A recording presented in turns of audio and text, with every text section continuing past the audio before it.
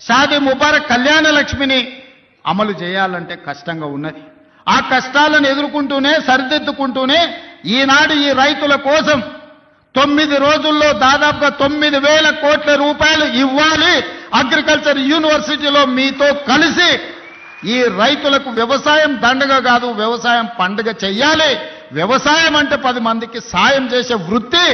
వాళ్ళు కష్టాలలో ఉండి వాళ్ళు కాలిపోతున్న 10 మంది కడుపు నింపాలని ఏ రైతాంగం కష్టపడుతుందో ఆ రైతాంగానికి రైతు భరోసా పథకం ద్వారా ఈనాడు ప్రారంభించి 9 రోజులు తిరిగే లోపల దాదాపుగా 9,000 కోట్ల రూపాయలు 1,49,00,000 ఎకరాలకు 70,11,984 మంది రైతులకు రైతు భరోసా పథకం కింద నగదు బదిలీ చేయడానికి ఈరోజు ఇక్కడికి వచ్చిన మిత్రులారా, ఇన్ని కష్టాలున్నా ఇన్ని నష్టాలు రాష్ట్ర ప్రభుత్వానికి ఉన్నా రైతాంగాన్ని ఆదుకోవాలి. రైతు బాగుంటే రాజ్యం బాగుంటుంది.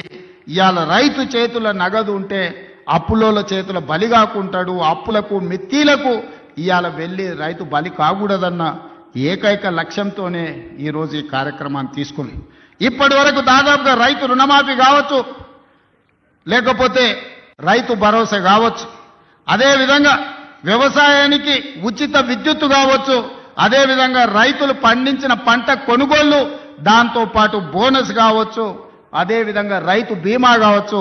ఈ 18 నెలలల్లా కొనుగోలుతో సహా మొత్తం కలిపితే 1,01,728 కోట్ల రూపాయలు ఖర్చు పెట్టిన రాష్ట్రం తెలంగాణ రాష్ట్రం. ధైర్యంగా పైసకు లెక్క చెప్తా రేపు అసెంబ్లీలో.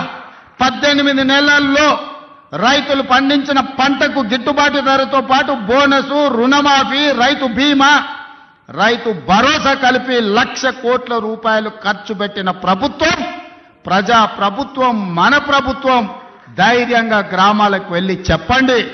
ఏ గ్రామంలో అయినా సవాలు విసురుదాం.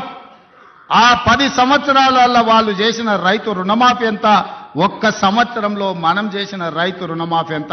గ్రామ సభలు పెడదాం, గ్రామాలలో చర్చ పెడదాం.